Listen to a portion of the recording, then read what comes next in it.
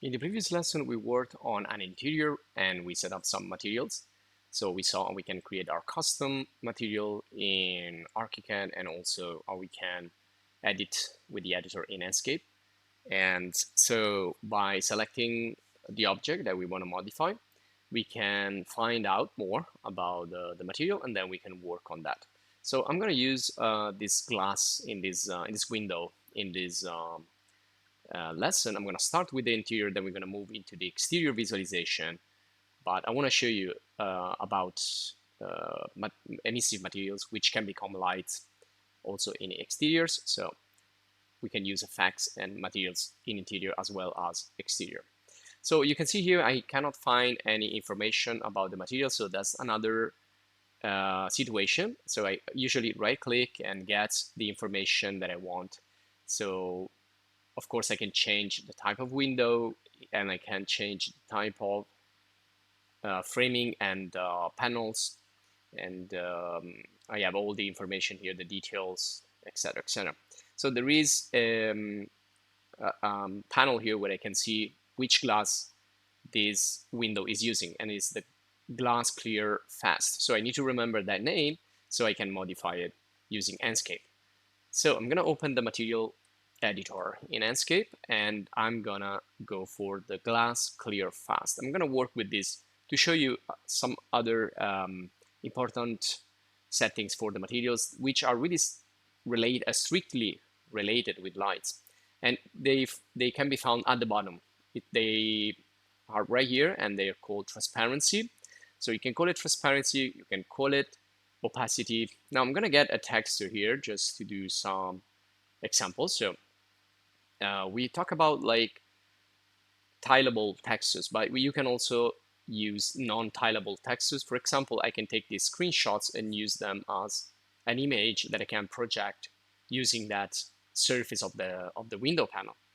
So if I put here the opacity at maximum, you can start to see the image. So this is like working with the glass where you put some graphics on top of it, like an additional layer. And if you drop down the opacity, you're gonna have more transparency. I can also put a color, so you can see the mix of the various effects. And so at the bottom of the materials, you can find the transparency, like something, or translucency, so for glass or translucent materials. And then you find the cutout, which is another option. If you click, you can see the image that you're using. Usually the white parts of the image are the brighter parts will be more visible. The darker parts will be more invisible. So if you put this really low as a luminosity, you will see that less. And also you can increase here the size using the height and the width, so that instead of having like a repeated image, you only have one image. But this is something you can define also with the mapping in your 3D software, in this case in ARCHICAD. So if you want to see the image just once, let's see, like for a TV screen or a painting, then you need to fix the mapping. And so we can still use the other maps like the bump, the roughness, the specularity, etc. And now I change this into the cutout. So cutout basically removes the black areas.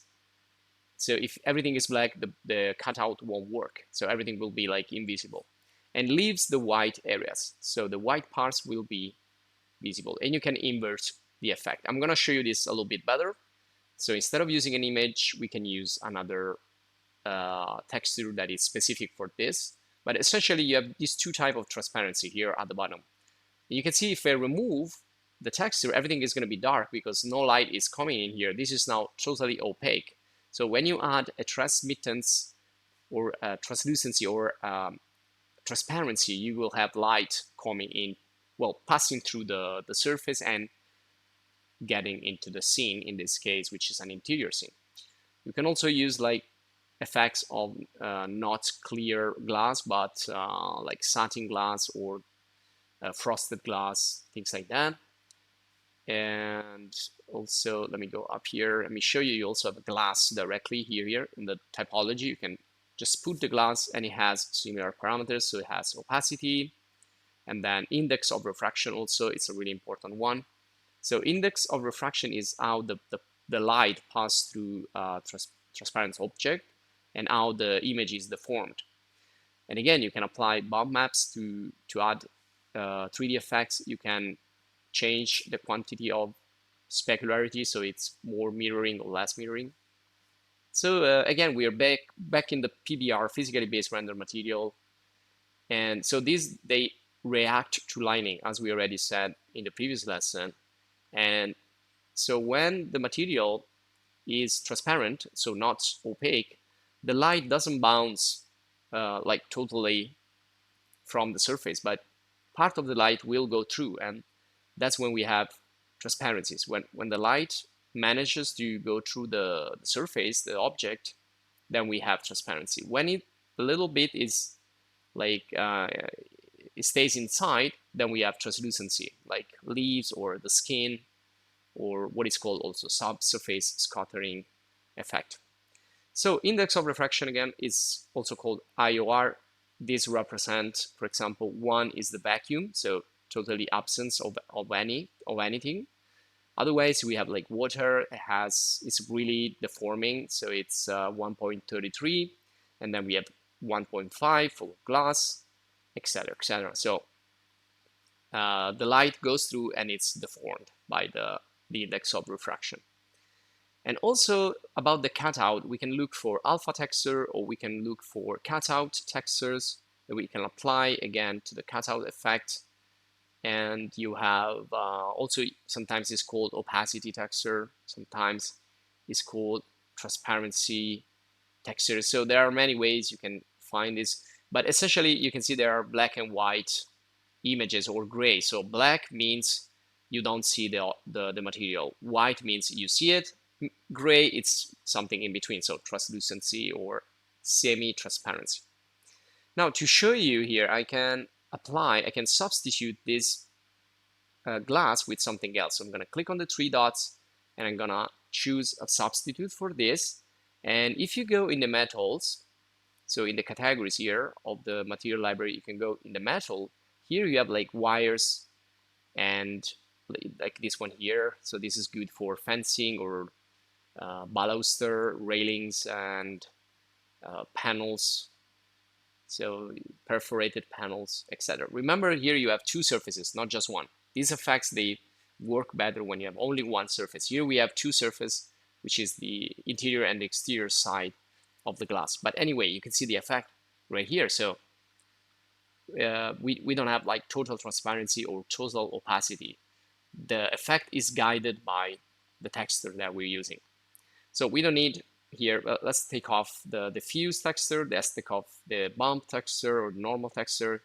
Down at the bottom, we have the transparency, the type is cutout, and the texture is this one here. So we can click, open the texture, you can see it right there, and we can change the size. You can see it's pretty small because it's repeated many times. So it's a seamless texture that can be repeated many times. And the bigger it is, the more you will see better the effect of the white that stays and the black that goes away. So you can simulate here. We can also invert to see the opposite version of this. So you can simulate anything with this. You can simulate blinders. You can simulate Venetian blinds. You can simulate trees. Solar cells, solar panels. And again, you can adjust the opacity. If you change this to transmittancy instead of cutout, you can use it as a printed glass or something. And also you have foliage. Foliage is kind of translucent material as well. And again, it works when you only have one surface rather than when you have 2 surfaces. If you remove all the transparency cutout effects, you won't see anything. It's going to be opaque. And then we have the grass and the water, which are more like for exteriors. And then we go to the emissive or light material. This material here, when you apply this, anything will become a light. As you can see now, I have an intensity, a luminance with a value that I can increase or decrease. I can put any color, so it becomes a really cool light effect. You can apply this to a text. You can apply this to any object.